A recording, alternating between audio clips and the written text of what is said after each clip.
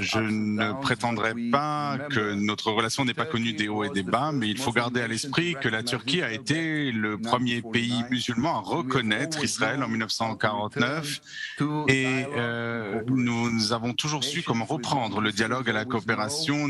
Les nations qui ont une longue histoire savent toujours comment tourner un chapitre et ouvrir un nouveau chapitre. C'est ce que nous faisons ici aujourd'hui.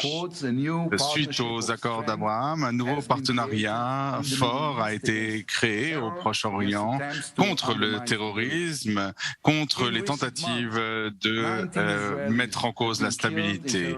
Au cours des récents mois, 19 Israéliens ont été tués dans des attentats terroristes. Lors du dernier attentat, 3 Israéliens ont été assassinés à coups de hache dans la rue. Nous combattons le terrorisme avec détermination et nous attendons de nos amis qu'ils coopèrent avec nous dans cette lutte.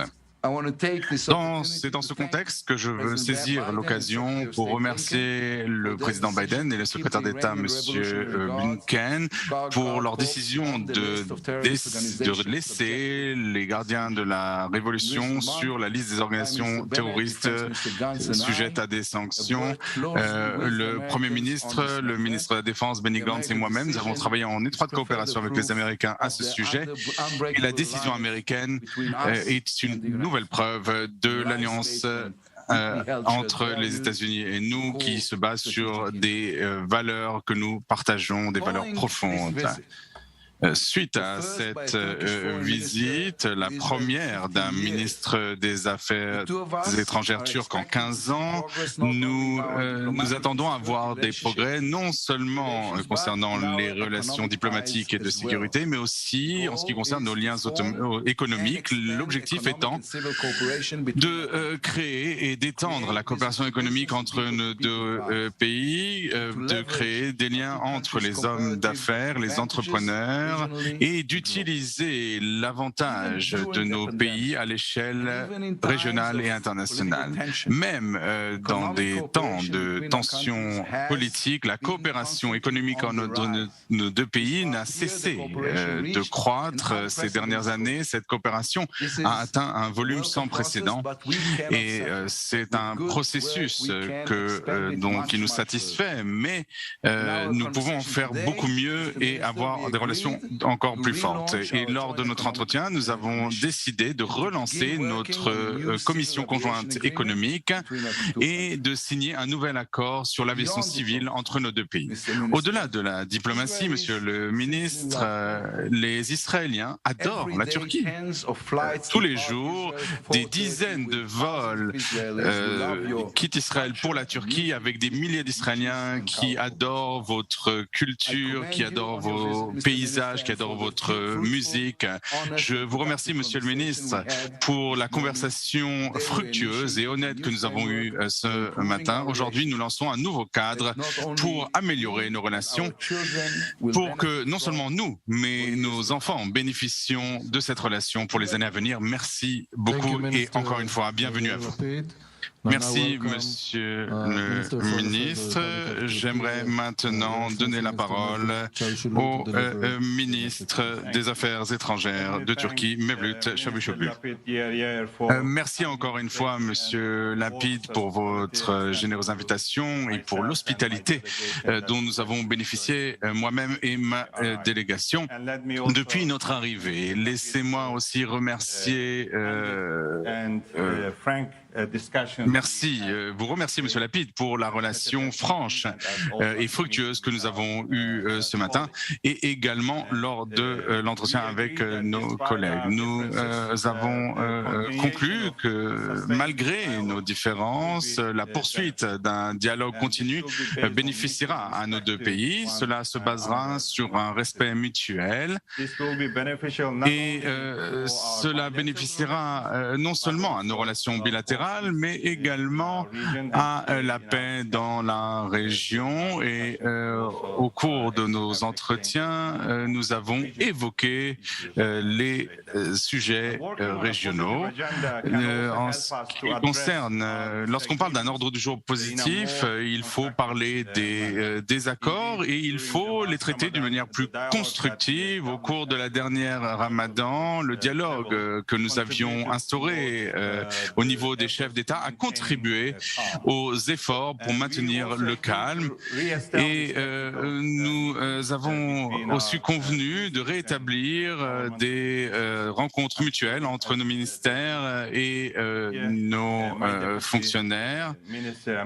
Mon ministre adjoint, l'ambassadeur et le directeur général des ministères des Affaires étrangères israéliens, M. Ushpiz, vont élaborer les détails de ces rencontres dans les semaines à venir. Monsieur Lapid a été d'accord de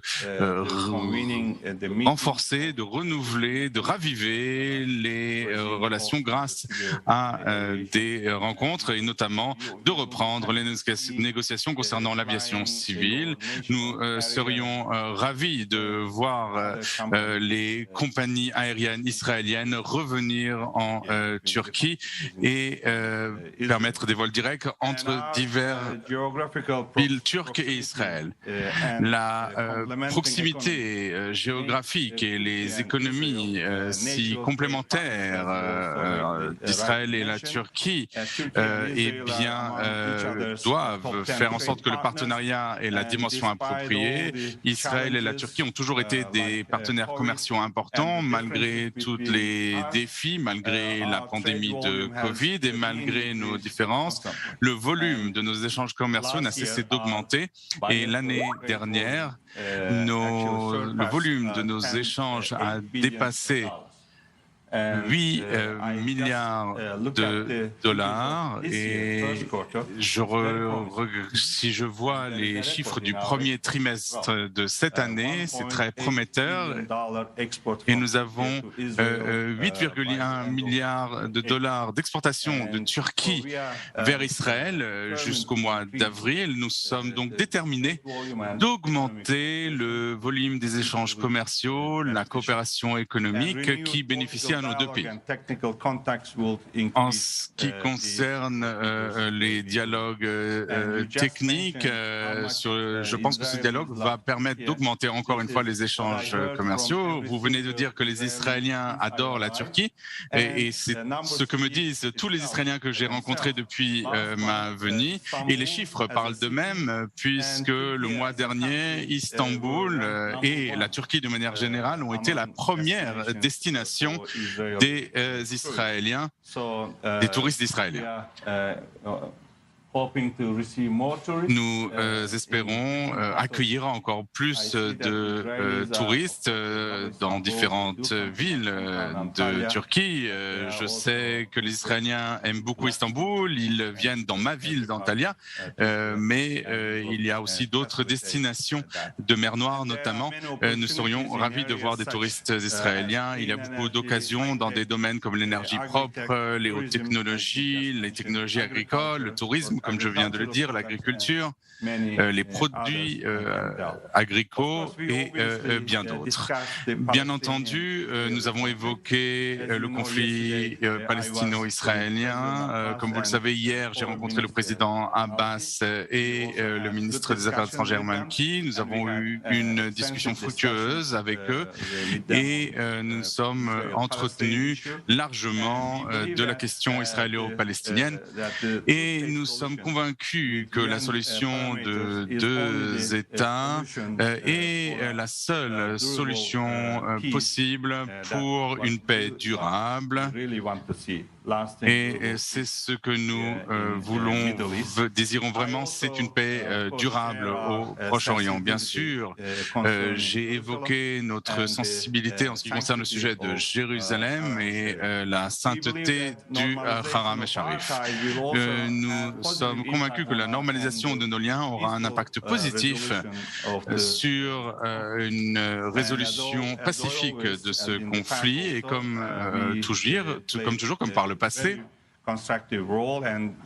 La Turquie a toujours eu un rôle constructif et aujourd'hui, la Turquie a endossé ses responsabilités pour poursuivre les efforts en direction d'un dialogue. Encore une fois, merci beaucoup pour votre hospitalité si chaleureuse. Merci beaucoup pour ces entretiens honnêtes et francs aujourd'hui. Nous sommes impatients de vous voir venir nous rendre visite pour poursuivre ces discussions et pour voir comment nous pouvons encore poursuivre le dialogue, à condition que vous me servez un bon donneur kebab.